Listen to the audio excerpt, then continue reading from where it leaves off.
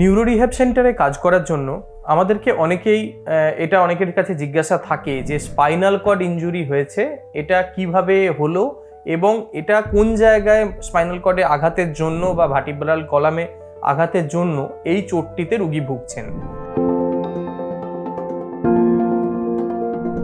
আমাদের মেরুদণ্ড যে ভার্টিব্রাল কলম থাকে তার মধ্যে দিয়ে স্পাইনাল কর্ড বা সুষুম্নাকাণ্ড পাস করে, যাতায়াত করে, এবং এটা একটা লেভেলের পর গিয়ে শেষ হয়ে যায়।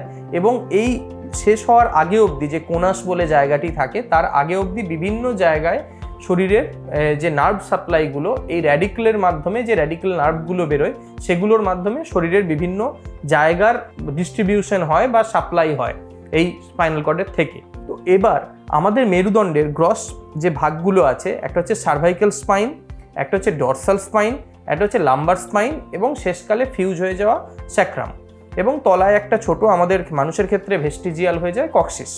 এবার এই যে মেরুদণ্ডের মধ্যে দিয়ে সুষুম্নাকাণ্ডটি যায়, এই যে সার্ভাইকাল লেভেল আছে সেই সার্ভাইকাল লেভেল এবং ওপরের একটি দুটি এই যে ডরসাল লেভেল বা আপনার থোরাসিক স্পাইনের এই অংশ অবধি এরা হচ্ছে আমাদের হাতে সাপ্লাই দেয়, হাতের বিভিন্ন শক্তি নির্ধারণ করে এবং এখান থেকে সেন্সেশন ফেরত নিয়ে যায়।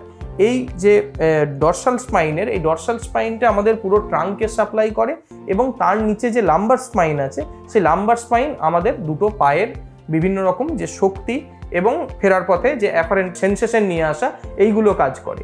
এবার যে লেভেলে কাজটা হবে, যে লেভেলে চোটটা হবে মেরুদণ্ডে, তাকে আমরা বলি নিউরোলজিক্যাল লেভেল অফ ইনজুরি।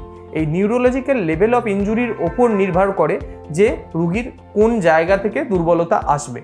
সাধারণত স্পাইনাল কর্ডে যেহেতু একটা লেভেলে দুদিকেই চাপ থাকে, তো অনেক ক্ষেত্রেই দুদিকেই সিমেট্রিক বা দুদিকেই ইনভলভমেন্ট থাকে, যেমন দুটো পাই দুর্বল হতে পারে বা চার হাত পাই দুর্বল হতে পারে, এক হাত এক পা দুর্বল। সাধারণত স্পাইনাল কর্ড ইনজুরি যেগুলো ট্রমাটিক সেগুলোতে কমনলি হয় না, কিন্তু হতে যে আপনার এই যে দিকটা দুর্বল হচ্ছে সেটা কোন লেভেলে ইনজুরি আছে সেটার উপর পুরোপুরি নির্ভর করবে। যদি high level cervical cord injury হয়, যদি সার্ভাইকাল C3 C4 এই লেভেলেও যদি ইনভলভমেন্ট হয়, সেটা ওই অংশটা আমাদের যে ফ্রেনিক নার্ভ আছে তার মধ্যে দিয়ে আমাদের নিঃশ্বাস প্রশ্বাসকেও নিয়ন্ত্রণ করে বা ফুসফুসেও সাপ্লাই থাকে। তো সেইটার জন্য ওই জায়গায় ওই লেভেলে দুর্বলতা হলে রুগীর শ্বাস নিতেও সমস্যা হতে পারে এবং দুর্বলতা আসতে পারে। কাজেই কোন জায়গায় নিউরোলজিক্যাল লেভেল অফ ইনজুরি কোনটা এবং যেটা কমপ্লিট না ইনকমপ্লিট এই তফাৎ করাটা খুব জরুরি ইনিশিয়াল চোটের পর এবং সার্জারির পর, যে স্পাইনাল কর্ড ইনজুরির ফলে রুগী কীরকম পরিমাণ ভুগবেন, কতদিন তার সমস্যা থাকবে বা কিভাবে রিহ্যাব আউটকাম প্ল্যান হবে, এটা পুরোপুরি এই লেভেলটা ক্যালকুলেশন করা খুব জরুরি। নমস্কার।